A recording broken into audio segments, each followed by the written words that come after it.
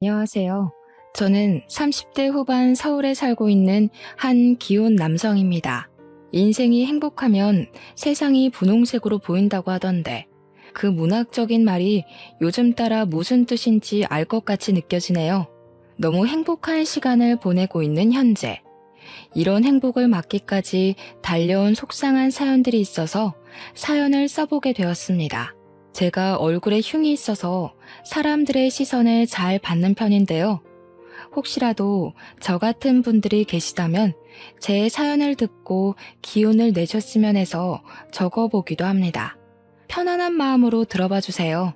저는 폐가 안 좋아서 호흡기 질환을 앓고 있습니다. 선천적인 건 아니고요. 사실 중학생 때 어떤 일 때문에 사고를 당해서 생긴 병환이에요. 그때가 아직도 생생히 기억나는데 중간고사를 앞두고 학교를 일찍 마친 후 집에서 공부를 하고 있었습니다. 근데 열어둔 창문으로 무슨 탄 냄새가 솔솔 들어왔어요. 알고 보니 윗집에서 불이 난 거더라고요. 부모님이 집에 안 계시고 저만 있었는데 그 냄새를 맡자마자 심상치 않은 불길이라 생각을 했고 빨리 도망치려고 집을 나섰습니다. 비상구 계단으로 뛰어가려는데 그 순간 위층에서 아이의 울음소리가 들렸어요. 솔직히 망설이지 않았다면 거짓말입니다. 하지만 학교에서 배운 도덕 때문인지 그 나이에는 정말 어른이라면 상상도 하지 못했을 용기가 생겨서 문득 저만이 그 아이를 구할 수 있다는 생각에 사로잡혔었어요. 그래서 한 10초 고민하다가 위층으로 뛰어 올라갔습니다. 위층에는 제가 있는 아래층보다 훨씬 검은 연기로 가득했어요. 불길의 근원지가 잘 보이지 않았을 정도였습니다. 그 와중에도 저는 아이 울음소리만 찾아서 자세를 낮춰 기어갔고 열린 현관문 앞에 주저앉아서 기침을 하고 있는 아이를 발견했어요. 아이는 숨이 넘어갈 듯 울면서 기침을 했습니다. 저는 서둘러 그 아이를 안고서 비상구로 돌아갔어요. 당시 제 눈에 보인 건 아이밖에 없었기 때문에 아이 부모가 집안에 있었는지 어디 있었는지 모르고 그냥 나와버렸습니다. 다행히 아이 부모님은 소방관으로부터 구조가 되어서 실려 나왔어요. 연기 때문에 질식만 했지 숨은 붙어 있었습니다. 그날 저는 5살 아이를 구했다는 것에 소방관들과 이웃들에게 엄청 칭찬을 받았고 뜻하지 않게 시민상도 수여를 받았어요. 사람을 구한 건 기쁜 일이었지만 역시 무모한 짓에는 대가가 따르는 법인가 봐요. 제가 그날 연기 속을 그냥 뛰어드는 탓에 폐가 많이 손상되어서 호흡기 질환이 생겨버렸어요. 이마에도 화상으로 인한 영구적인 흉터가 생기고 말았고요. 근데 그 흉터가 좀 보기 흉해서 저는 항상 앞머리를 좀 길게 내리고 다녔습니다. 하지만 후회한 적은 없었어요. 그래도 한 생명을 구한 셈이잖아요. 아이도 구했고 아이가 무사히 부모 품에 돌아갔고 아이 부모도 탈없이 깨어났고 다 괜찮았는데 한 가지 예상치 못한 문제가 있었어요. 바로 그 아이의 부모 되는 사람들의 문제였죠. 딱히 그 집에 감사 인사를 바란 건 아니었지만 그래도 우리는 이웃이고 제가 아이의 목숨을 살린 것이니 솔직히 아이 부모님께서 인사를 올 줄 알았습니다. 이건 사실 저희 부모님 생각이었으나 저 또한 부모님이 그렇게 말씀하시니 아이의 부모님의 태도가 좀 아쉽기는 하더군요. 심지어 부모님은 제가 다치기까지 해서 더 화를 내셨는데 거기다가 아이 부모님께서 다 탄 집을 복구해놓고 바로 이사를 가버렸어요. 그 이후로 그 집은 쭉 비어 있었습니다. 저희도 그 집이 이사 갔다는 걸 소문 들어서 알게 되었어요. 그때는 제가 그저 괜찮다며 부모님 마음을 애써 달래놨었는데 그 사람들이 도망가면서부터 그게 다 무용지물이 되어버린 셈이었습니다. 부모님은 그때부터 사람들이 화제 얘기만 꺼내면 대놓고 그 아이 부모님을 욕했어요. 그리고 제게도 한 번씩 나무라셨습니다. 사람들이 어쩜 그렇게 매정하다니? 누가 보상을 바란 건 아니지만 감사 인사하는 게 그리 어렵나? 목에 금태라도 둘렀다니? 나 참 어처구니가 없어서 이 아파트가 불경하다는 듯이 홀라당 떠나버린 게 너무 우습지 않아? 이래서 착한 사람들만 호구된다는 거야. 아유, 속 터져. 엄마, 난 괜찮아. 이미 지난 일이고 또 그 집에선 기억하기 싫은 트라우마일 거잖아. 일부러 우리한테 나쁜 마음 보이고 싶어서 그런 건 아닐 거니까 우리가 이해하자. 그럼에도 부모님은 그 사람들이 도망치듯 달아난 걸 재수없어 했어요. 말했다시피 보상 욕구가 아니라 아무래도 제 얼굴에 난 상처를 볼 때마다 속상하신 것 같았습니다. 그 아이의 부모님이라도 원망해야 그나마 갑갑한 속을 달랠 수 있으셨을 겁니다. 그럴 때마다 저는 늘 부모님 앞에서 괜찮은 척을 했어요. 저라도 씩씩해야 부모님께서 속상한 마음을 빨리 털어낼 수 있지 않을까 싶었거든요. 그땐 부모님 가슴에 박은 대못을 제가 씩씩하게 살면 빼낼 수 있는 줄 알았습니다. 그러다 보니 정작 제 감정은 묻혀갔어요. 저도 사람인데 저라고 제 얼굴 망가진 것이 안 속상하겠습니까? 저 또한 매일 거울을 볼 때마다 이마에 붉게 새겨진 흉터로 인해 자존감이 떨어졌어요. 그건 나이가 들수록 심해졌는데요. 주변에서 제 상처의 사정을 잘 알던 중학교 때는 굳이 제가 말하지 않아도 다들 제게 말이나 행동을 조심해줬어요. 그러나 그때와 달리 고등학교를 가면 매번 제 상처에 대해 설명을 해줘야 했습니다. 그것도 한두 번이지. 제 상처를 힐끔거리는 사람마다 설명을 해주고 동정을 받으려고 하니까 지치더라고요. 그러한 행동은 결국 제 자존감만 바닥을 치게 만들었고 아무리 남들에게 설명해도 끝도 없이 불쾌한 시선을 받고 살아야 되는 제 인생이 불행하게 느껴졌어요. 그래서 어느 순간부터 모자를 쓰고 다녔습니다. 어딜 가나 고개를 숙였고 남들 등에 숨은 채 있는 듯 없는 듯 그렇게 사회생활을 했어요. 사람더러 마음을 긍정적으로 먹어야 실제 몸도 건강하다고 하잖아요. 근데 저는 자존감이 한참 바닥을 쳤으니까 당연히 제가 하는 모든 생각은 부정적일 수밖에 없었는데요. 그 때문인지 화재 사고의 후유증으로 발병된 호흡기 질환이 더 심해졌습니다. 조그만 좁은 공간을 가게 되면 제 몸이 감당하지 못해서 숨을 헐떡이게 되었어요. 숨쉬기가 힘들더라고요. 흡입기가 없으면 일상생활이 불가능해질 만한 몸뚱어리로 나이만 먹어갔습니다. 저는 아마 고등학교 친구들 사이에서 항상 자신감이 없고 의기소침해 있는 학생으로 기억되어 있을 거예요. 물론 친구 한 명을 못 사귀어서 모두가 저의 존재를 기억 못할 수도 있겠네요. 저는 이 소심한 성격을 달고 어렵게 고등학교를 졸업했습니다. 학교 교내에 있을 때 말고는 주야장천 모자를 쓰고 다녔더니 젊은 나이에 약간의 탈모기도 생겨서 병원을 다니곤 했어요. 그때는 정말 하늘이 원망스럽더라고요. 저는 그저 사람을 구하는 선량한 일을 했을 뿐인데 왜 이렇게 인생이 내리막길이 되어버렸는지 억울했어요. 아이를 구했던 걸 후회하는 건 아니지만 한 번씩은 그런 생각을 하곤 했어요. 내가 만약 아이를 안 구했다면, 그래서 얼굴에 흉도 없고 호흡기 질환도 없었다면 지금보다 더 좋은 삶을 살았을까 하는 생각 말이죠. 그러나 그 생각은 늘 들자마자 바로 고개를 내저어 버려요. 그날 아이를 구하지 않았다면 저는 무사했겠죠. 그러나 제 마음은 아이를 모른 척했던 죄책감에 다른 방향으로 괴로워하고 있었을 겁니다. 그건 또 그거대로 끔찍했을 거라 생각을 해요.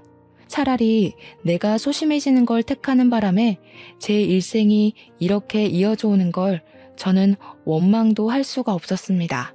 그렇게 누구의 탓도 하지 못하고 저만 수면 아래로 가라앉고 있는 기분을 감당했어요. 저는 대학 입시도 포기하고 35살까지 10년 넘게 배달 아르바이트나 하면서 살았어요.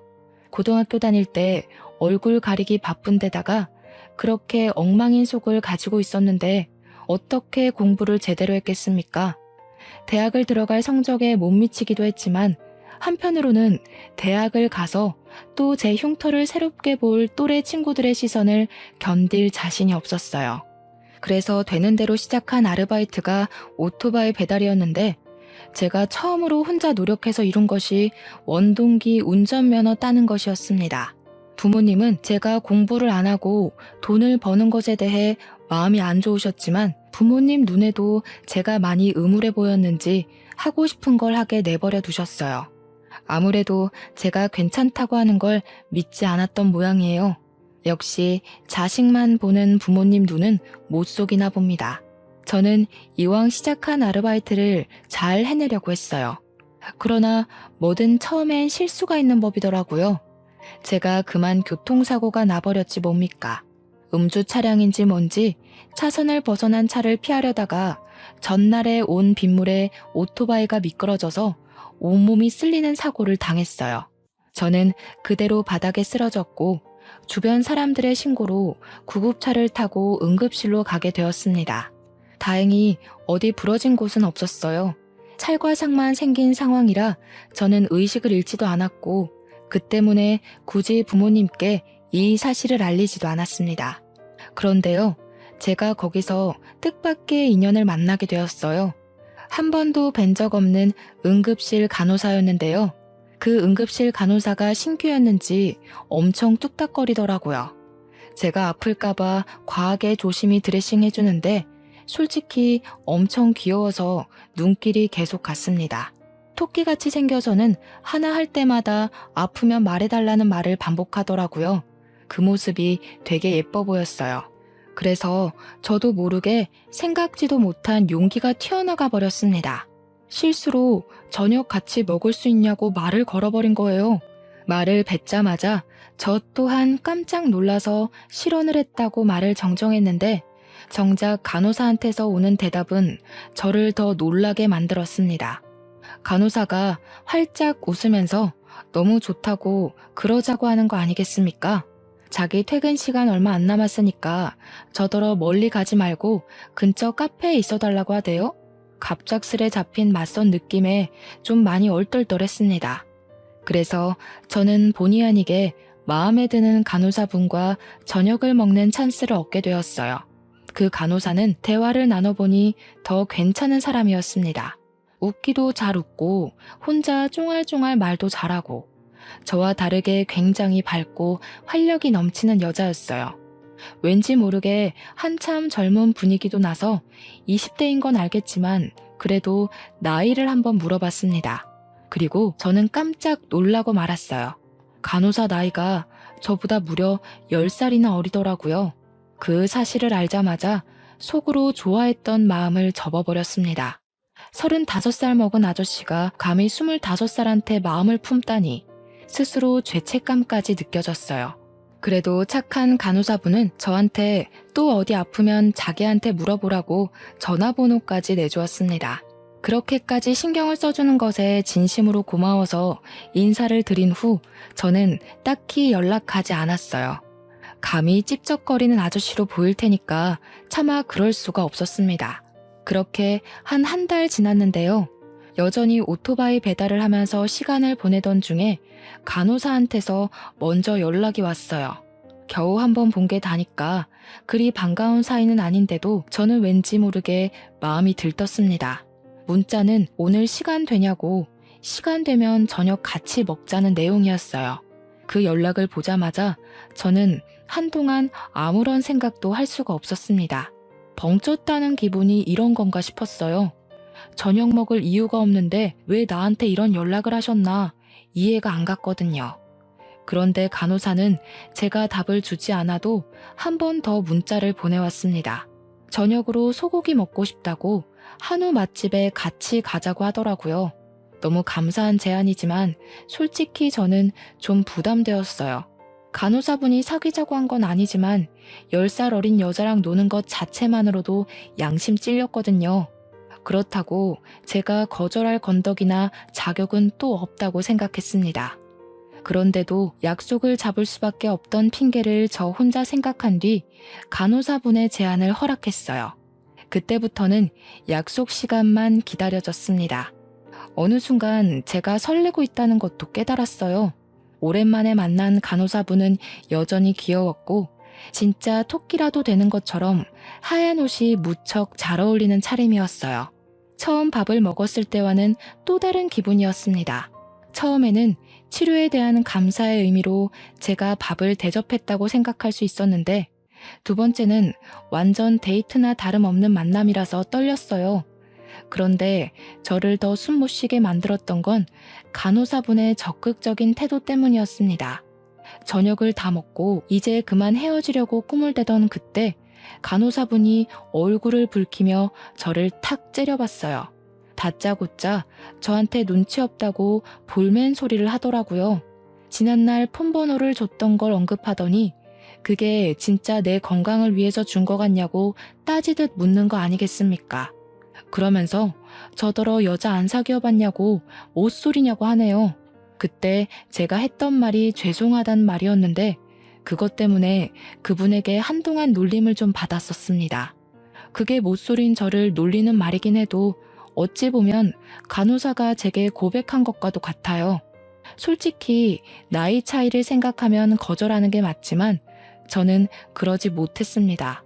제가 좋아하는 분이 먼저 용기를 내주셨으니 저도 마음 가는 대로 받아들이는 게 예의라고 생각했거든요. 그렇게 저는 남들에게 함부로 말하기 어려운 10살 터울 커플이 되었습니다.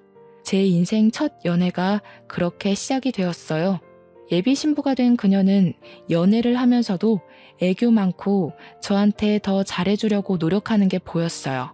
저도 예비 신부에게 받는 성의를 최선을 다해 보답해주려고 했죠.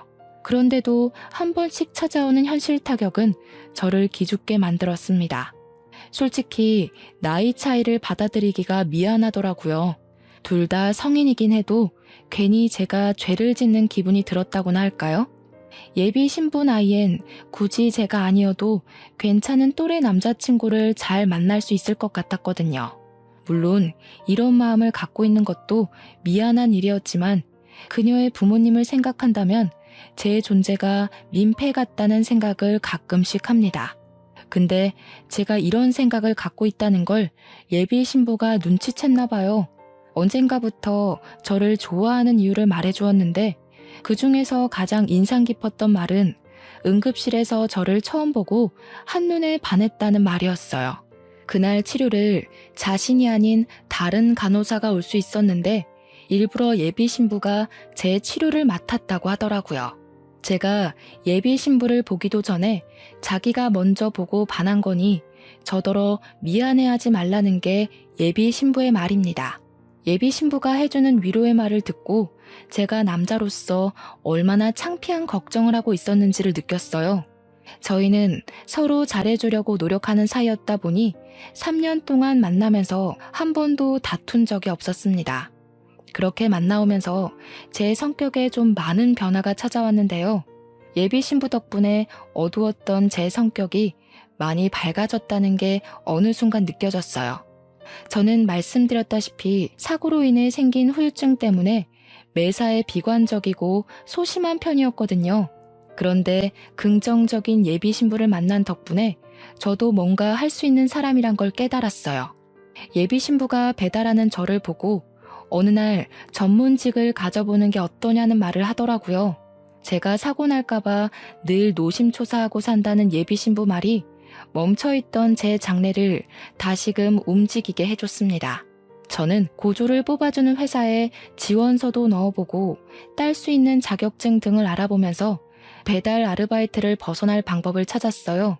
저희 부모님도 저보고 연애하냐면서 사람이 생기 있어졌다고 엄청 좋아하더라고요. 모두가 이렇게 좋아하는 나의 변화를 왜 그렇게 겁을 먹고 숨기만 했었나 뒤늦게 후회가 되었습니다. 예비 신부 덕분에 제 얼굴에 있는 흉터도 남들 시선 때문에 숨을 만큼 창피하지가 않았어요.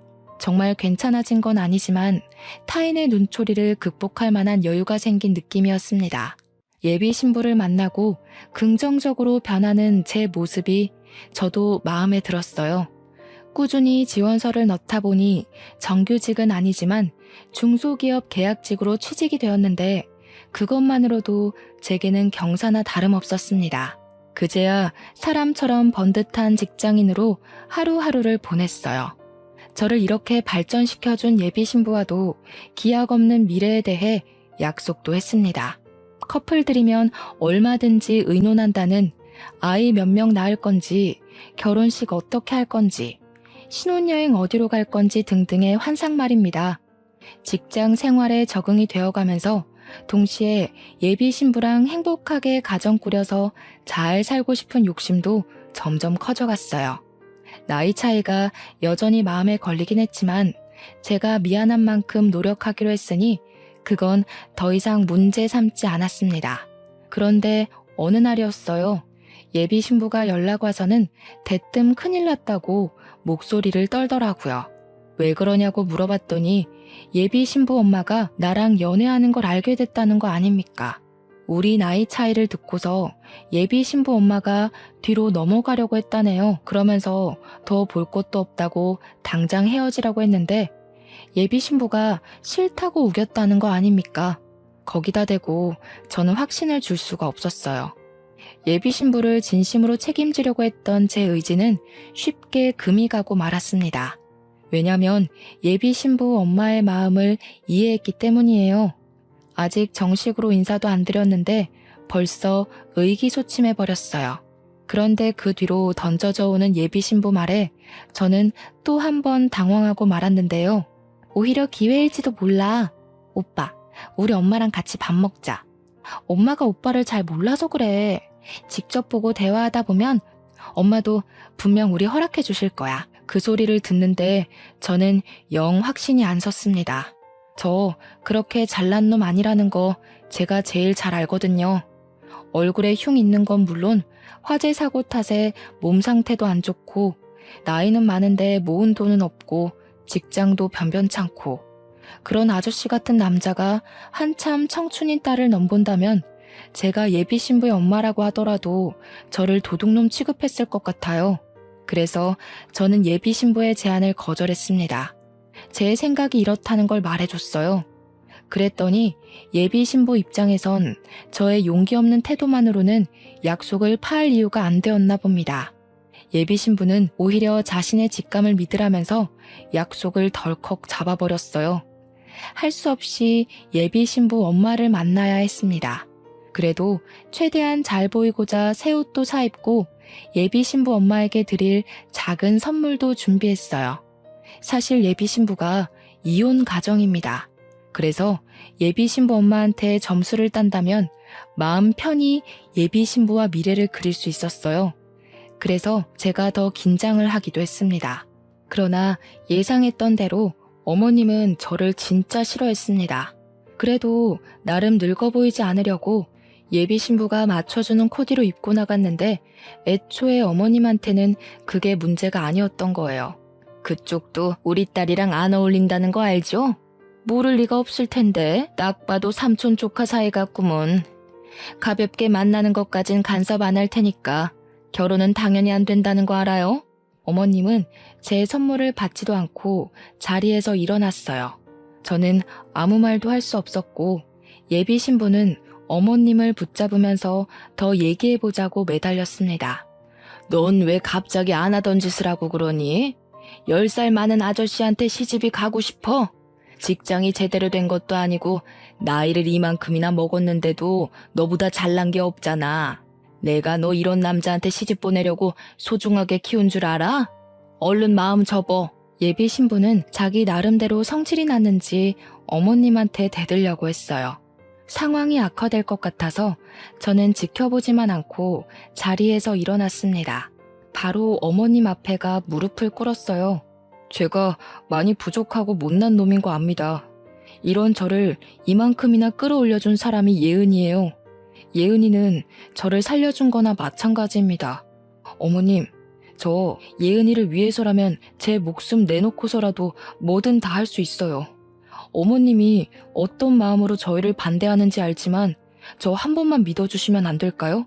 양심이 없어도 너무 없네. 이게 무릎 꿇는다고 될 일이에요?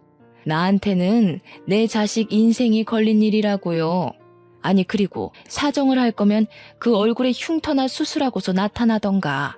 아까부터 거슬려 죽겠네. 우리 딸이 밥 한번 먹자고 떼를 쓰는 바람에 한번 와본 건데 그쪽 얼굴 보니 더더욱 아닌 것 같네요. 나 마음 바꿀 생각 없으니까 웬만하면 얼른 헤어지세요. 그날 저는 손님들의 힐끔거리는 시선을 받으면서 대차게 까였습니다. 예비 신부는 자기 엄마를 향해서 허락 안 해주면 집에 안 들어갈 거라고 고래고래 소리치면서 제 곁을 지켜주었어요. 그날 저랑 예비 신부는 술자리를 가졌습니다. 그리고 예비 신부를 설득해 집에 데려다 준 뒤 집으로 돌아가는 길에 이별을 통보했어요. 예비 신부한테서 연락이 불티나게 왔지만 받지 않았고 휴대폰을 꺼버렸습니다. 예비 신부가 우리 집을 찾아온 적도 있었는데 저는 부모님한테 절대 열어주지 말라고 단단히 일러뒀어요. 부모님은 며느리가 될지도 모를 제 예비 신부를 그런 식으로 처음 봤습니다. 부모님 말로는 예비 신부가 매일 집 앞에서 울고 간다는데 그게 저도 많이 힘들었어요. 마침 그 시점에 제가 회사 계약도 만료가 돼서 백수로 지냈거든요. 그래서 제가 문을 열어주지 않는 이상 예비 신부와 만날 일은 더더욱 없었습니다.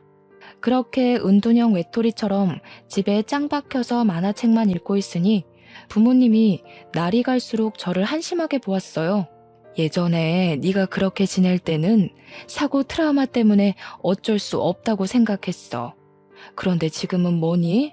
지금은 그냥 가여운 예비 신부 나몰라라 하고 일도 안 하고 놀고 먹기만 하는 백수 아니야? 너도 하면 되는 놈이었잖아. 공무원 준비라도 해보든지. 엄마가 매일같이 공무원으로 잔소리할 때는 그저 그게 아무나 되는 건 줄 아나 생각하면서 귓등으로 듣고 넘겼습니다. 근데 그 주 주말쯤이었어요.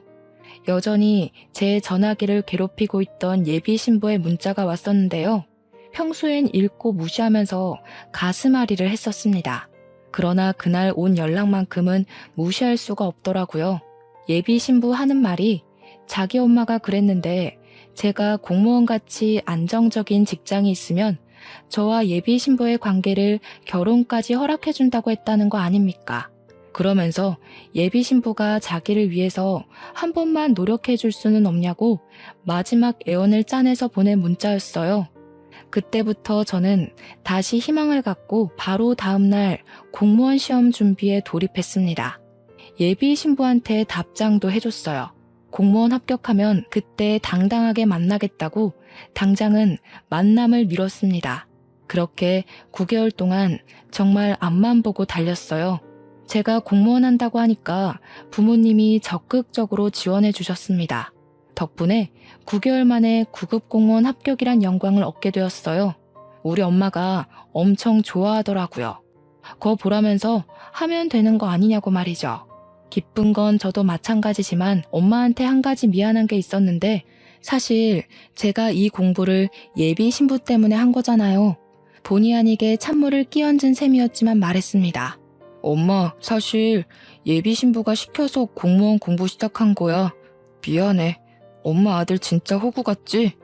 아이고, 부모보다 예비 신부가 더 좋냐? 도대체 얼마나 대단한 아가씨길래 그래? 얼굴은 참 앳되고 예쁘게 생겼던데 결혼할 거니? 그럼 빨리 좀 소개해줘. 보니까 너 못지않게 아가씨도 우리 아들 많이 좋아해주는 것 같은데. 어쨌든 엄마는 며느리로 합격이다. 부모도 못 바꿔놓은 너를 변화시켰으니 당연히 합격이지. 오, 고마워. 근데 있잖아.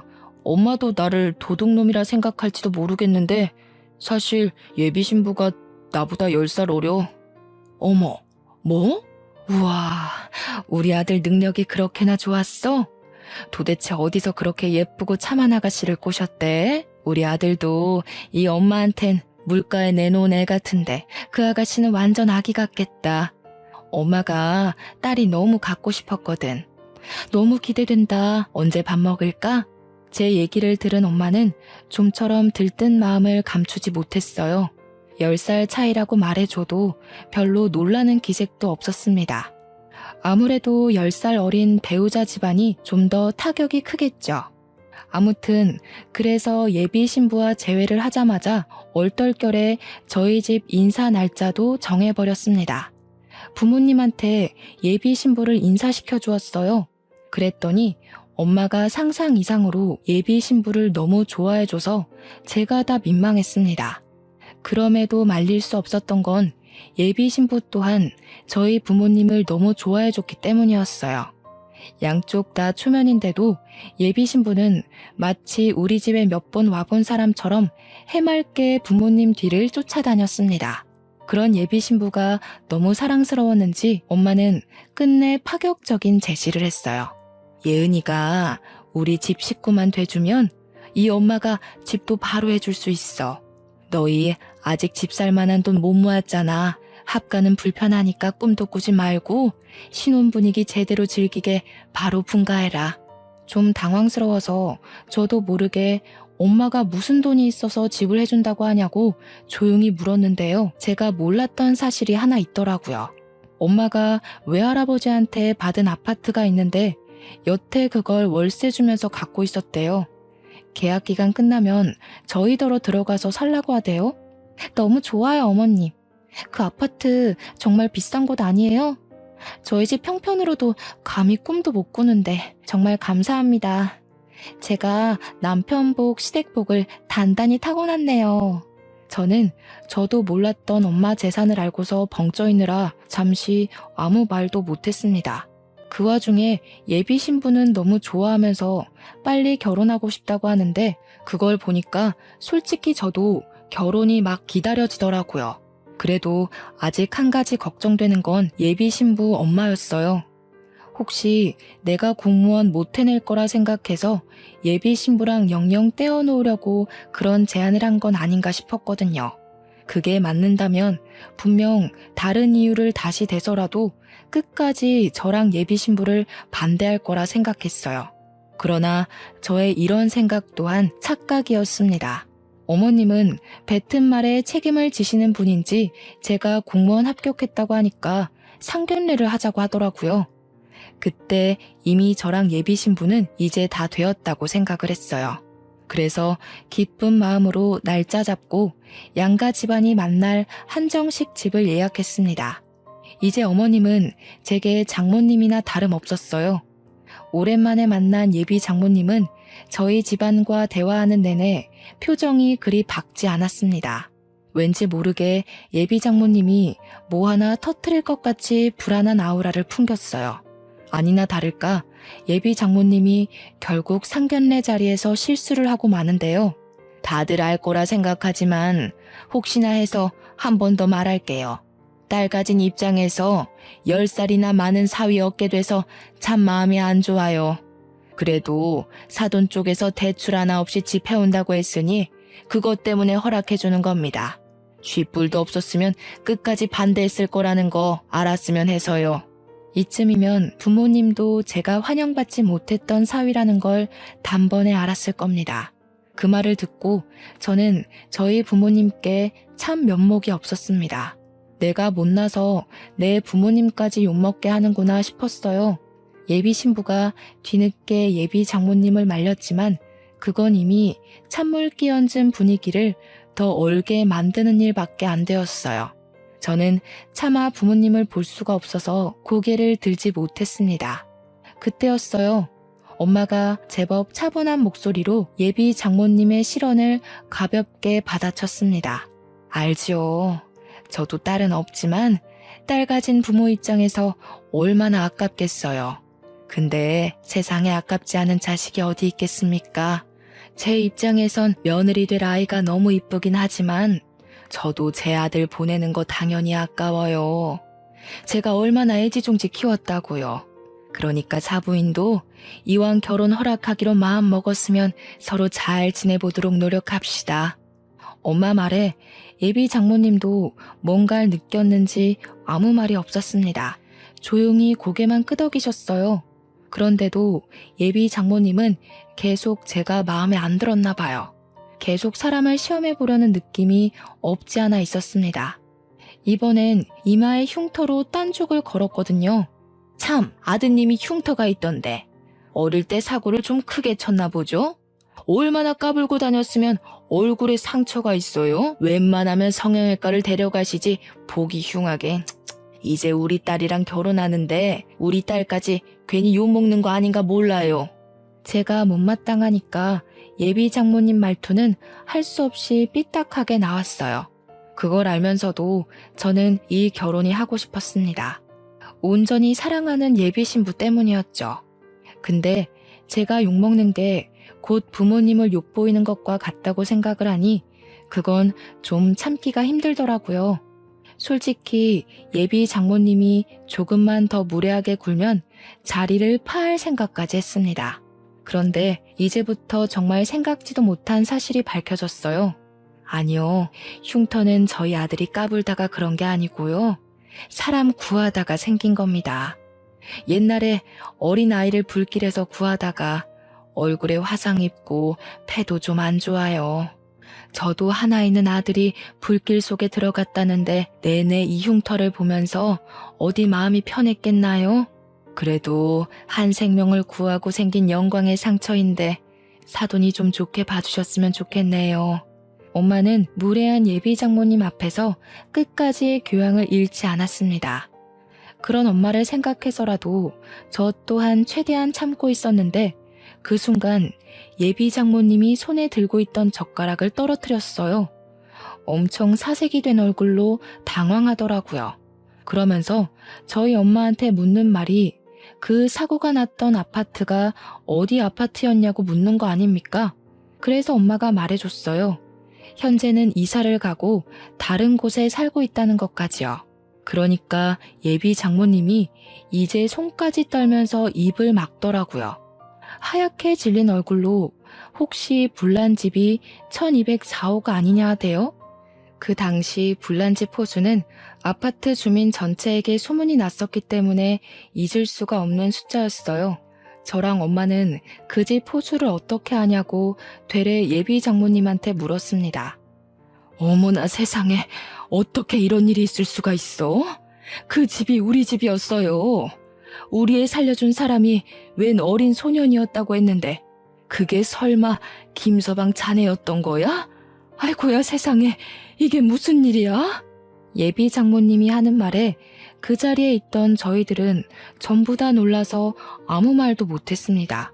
순간 분위기는 꽤 긴 정적이었어요. 저는 바로 맞은편에 있는 예비 신부를 뚫어져라 쳐다봤습니다. 그 집에 살았던 사람이 예비 장모님이면 내가 구했던 5살짜리 아이는 제 앞에 있는 예비 신부란 말이잖아요. 그러고 보니 예비 신부가 자기도 흉터 있다고 등에 있는 화상 자국을 보여주면서 제 얼굴 흉터를 위로해 준 적 있었습니다. 그것 때문에 예비 신부한테 마음이 더 열리기도 해서 똑똑히 기억하고 있어요. 그런데 그게 우리가 같은 날 같은 장소에서 얻은 흉터였다니. 어떻게 우연도 이런 우연이 있을 수 있단 말인가요? 그때 그 기분은 정말 아직도 잊히지 않을 만큼 반전이었습니다. 그런데 그때였어요. 갑자기 상황 역전되어서 이번에는 엄마가 성난 얼굴로 벌떡 일어나 예비 장모님한테 삿대질을 했습니다. 당신이 그때 그 인정머리 없던 부모라고요? 내 아들이 영구적인 손상을 입고도 그쪽한테 사과나 감사 인사 못 받아서 얼마나 억울했는데 그쪽은 겨우 집 복구만 해놓고 홀라당 가버리는 게 어딨습니까? 생명의 은인을 나 몰라라 하고 도망간 사람이 지금 이 자리에서 양심을 논했던 거예요? 예비 장모님은 식겁해서 우리 엄마를 따라 자리에서 일어났습니다. 그러더니 양손 공손히 모으고 고개를 연신 숙이더라고요. 두 손을 싹싹 빌기까지 했습니다. 정말 죄송합니다. 입이 10개라도 할 말이 없네요. 사실 제 전남편 되는 사람이 변변찮은 직업도 없는 한량에 도박만 즐기던 사람이었습니다. 당시 제가 집안 먹여 살리려고 밖에서 일을 했는데 우리 딸애가 배고팠는지 라면을 끓여 먹다가 사고가 난 거예요. 이때부터 저희 엄마도 물론 저 또한 벙찌고 말았습니다. 그리고 사고에 대해 자세한 경위도 몰랐던 예비 신부 또한 저희 집처럼 놀란 얼굴을 하고 있었어요. 듣자 하니 그랬습니다. 예비 장모님은 그날 전 남편이 딸과 함께 있는 줄 알았다고 했어요. 마침 예비 장모님이 퇴근하고 귀가를 하던 시간이었는데 문 열고 들어가자마자 집안에는 이미 자욱한 연기가 가득했고 딸 울음소리밖에 안 들렸답니다. 놀란 예비 장모님은 식겁해서 죽을 힘을 다해 집에 있는 딸을 찾아 다시 현관 밖으로 내달렸는데 한쪽에 쓰러졌던 전 남편을 밟는 바람에 그만 넘어지게 되었고 끝까지 나서지 못하고 기절을 해버렸다고 해요. 그 덕에 어찌어찌 기어나온 5살짜리 어린애만 울면서 문 밖에 덩그러니 앉아 있었던 겁니다. 그걸 제가 뒤늦게 뛰어올라가 발견했던 거고요. 나중에 발견된 사실인데 예비 장모님 전 남편은 도박장 다니느라 바깥 출입이 많았대요. 불이 났던 그날은 도박 때문에 돈을 다 잃고 집에 와서 술만 진탕 먹다가 술 취해 잠들어 있었답니다. 전 남편이 돈을 빌리고 못 갚은 빚이 많았는데 하필 그때 사채업자들이 집까지 찾아오는 바람에 도망치느라 인사를 못 드렸어요. 정말 죄송합니다. 단 한순간도 제 딸 구해준 아드님의 도움을 잊어본 적이 없어요. 이건 정말 진심입니다. 믿어주세요, 사모님. 예비 장모님은 아주 당연하다는 듯 저희 엄마를 사모님이라고 부르기 시작했습니다. 그것에 좀 당황한 엄마는 뒤늦게 사과를 받더라도 사과만 받으면 마음을 풀 생각이었대요. 그런데 갑자기 사모님 소리를 하며 굽신거리는 자세로 나오니까 엄마가 되레 예비 장모님을 진정시키는 꼴이 되어버렸습니다. 아이고, 그런 사정이 있는 줄 몰랐네요. 사정이 여의치 않아서 인사를 못했을 텐데 제가 참 생각이 짧았습니다. 제 아들이 그 사고 때문에 많이 힘들어해서 저도 많이 예민했어요. 괜찮습니다. 그리고 사모님 소리는 하지 마세요. 사돈 될 사이에 사모님이 뭐예요? 아유, 당연히 사모님이죠. 저한테는 제 딸밖에 없어서 제 딸 목숨이 곧 제 목숨이거든요. 제가 저를 살린 은인 집안을 알아보지 못했네요. 너무 죄송하고 정말 감사합니다. 평생 이 은혜 보답하면서 살게요.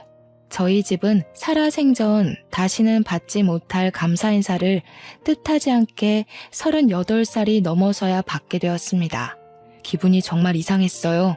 그리고 저는 그 순간 마법이라도 걸린 것처럼 장모님의 무례했던 행동들이 모두 이해가 되었습니다. 제가 예비 장모님의 전 남편과 조금이라도 비슷한 구석이 있을까봐 더 꼼꼼하고 예리하게 살피고 싶었겠죠. 김서방한테도 내가 정말 미안해. 우리 전 남편이 직업도 없이 도박에 빠져서는 가족도 버리고 알코올 중독 신세로 살다가 결국엔 도망을 갔어. 내 딸까지 그런 고통을 겪게 하고 싶지 않아서 더 깐깐하게 사위를 고르려다 보니까 자네한텐 정말 몹쓸 짓을 해버렸네. 미안하다. 예비 장모님이 제 앞에 와서까지 제 손을 붙잡고 고개를 숙이니까 괜히 잠깐 나쁜 마음을 먹었던 것이 싹 사라졌어요. 저 또한 괜찮다고 하면서 예비 장모님의 용서를 받아주었습니다. 그래도 엄마는 제가 받았을 그동안의 상처를 생각해서 경고 비슷한 말을 해주었는데요. 아무리 딸을 위한 행동이었다고 하지만 앞으로는 겉모습 가지고 사람 판단하지 말라고, 그건 딸 되는 입장에서도 존경스럽지 않은 태도란 말을 하셨어요. 그것에 예비 장모님은 그저 우리 엄마의 말을 높이 생각하면서 미안하다고 사과를 해왔습니다. 그때부터 제 인생은 본격적으로 오르막길을 타기 시작했어요. 오해 아닌 오해도 풀고 예비 장모님께 극진한 애정을 받으니 더 이상 제가 느낄 죄책감은 없었습니다. 제가 나이가 좀 있다 보니까 결혼식은 빠르게 준비가 되었고 저희는 엄마가 준비해준 아파트에 들어가 흥겹게 신혼을 시작할 수 있었어요. 그리고 공무원이 된 저는 동사무소에 일한 지 이제 막 1년이 되어 가는데요. 하루가 멀다 하고 아내랑 깨볶느라 퇴근이 너무 고파요.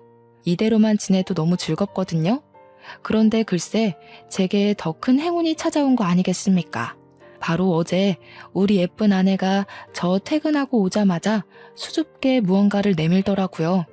눈 감고 받으라 하길래 시키는 대로 했더니 글쎄 그게 뭔 줄 아시나요? 두 줄이 그어진 임신 테스트기랑 초음파 사진이지 뭡니까? 이제 5주 됐다네요. 아내와 처음 연애하게 된 순간도 제게 손꼽을 만큼 행복한 일인데 새 생명이 찾아온 현재도 정말 말 못하게 행복합니다. 이렇게 행복해도 되나 싶을 만큼 말이죠. 제 인생이 참 어두울 뻔했잖아요. 그런 저의 세상을 환하게 밝혀준 아내를 만나서 매사에 하늘에 감사하고 있어요. 어릴 때 제가 구한 그 5살짜리 꼬마 아가씨랑 결혼까지 한 기막힌 우연을 여러분께 들려드리고자 사연을 신청해 봤습니다. 어떻게 들으셨는지 모르겠지만 축복해 주시길 바래요. 저도 아내도 서로가 서로의 세상을 지켜주며 행복하게 잘 살겠습니다. 아, 우리 꼬물이도 함께 말이에요. 다들 행복하세요.